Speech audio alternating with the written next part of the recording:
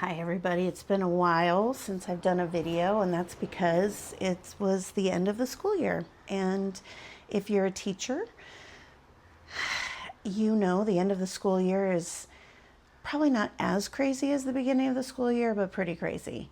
We have about a week where we're done with curriculum. We might be reviewing some things, but even that, we're still just pulling from our own resources. We're trying to make things fun and engaging and magical as the school year ends, and there's no curriculum for that.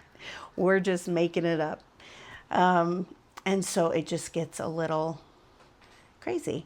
So hence, no videos. Anyway, I did have some thoughts I wanted to share about the end of the school year and how wonderful it is to be headed into summer, and also how hard it is, kind of an anguish for teachers as we head into summer.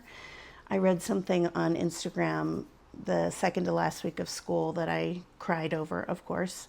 And then as I repeated the story to several people, I cried again and again and again. And it is that for 10 months as teachers, we work so hard to create a classroom community, a little family, where everyone feels loved, everyone feels accepted by everyone in the classroom. We work hard to make those relationships between students, and then the teacher to student relationship.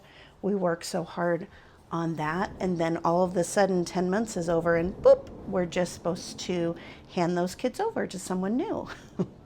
And that is very, very difficult as a teacher, and hopefully it is, right? We want to make sure that kids feel loved and accepted and safe in our classrooms, and that's what makes it so very difficult at the end of the year to then just be done and they move on. I feel so thankful that I work at a kindergarten through 8th grade school, and I teach first. So I get to watch those kids of mine grow up. And at the end of the school year, that's also hard. I have a lot of those kids come back to me on the last day wanting me to sign their yearbook, and they're crying and I'm crying. It is a hard time of year. Another good thing about the school that I work at, the end of the year is also the beginning of the next year for us. And what I mean by that is we get our class list for the following year on the week before the end of school. And then the day before the last day of school, that group of students, our new class for next year, gets to come and get some time with us. We get about 45 minutes to introduce ourselves, to show them around the classroom, to work on a little project, and then chat with each one of them. And it's such a great time to get to know who's going to be with me next year. And I love that. Some things about that are difficult is, as a teacher, I've learned over the last 20 years, it's very tempting when you have a challenging student to hand over that student with a lot of talk to the next teacher about, oh, you wouldn't believe how they act when this happens. Oh my goodness, they're terrible when this happens. They can't sit in their seat. They can't stop talking to their neighbors. They scream when the fire alarm goes off. All kinds of things. And what I've learned over the last 20 years is, instead of sharing every single negative thing, to share some.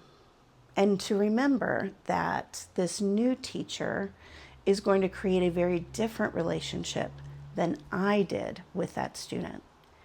That student might have been difficult for me, but might not be for them, because they have different strengths than I do. They may take what I say and put that on a student before they even meet them. And how unfair is that? We should be given students and have a clean slate with them. Those students should have a clean slate, so that when we start with our learning and growing that classroom community, growing that class family, everyone has an equal chance. I'm not saying to not share any difficult things with the next year's teacher. We do need to share. This child struggles with loud sounds. And so what I did is made sure that my principal knew that I needed advance warning when there was going to be a fire drill. We'd make sure that child was wearing headphones so they wouldn't have a huge problem. So sharing things about a child that are difficult, maybe, but have you found an accommodation that works really well for them, of course we should be sharing those things. What's hard is when that thing is shared and then 20 other little nitpicky things are shared, and then we've given that teacher an impression of this child that maybe we shouldn't have. And then that child walks into a situation where all that that teacher has heard is negative. So I would encourage you, something that I've learned, is to share the hard things and things that have worked for you to make them less hard, but also share the positive things about that child. Hopefully you can think of a few. Those are just my thoughts, my end of year musings. And I hope everyone has a wonderful summer and you take this time to rest, recharge, relax, and have some fun. Till next time.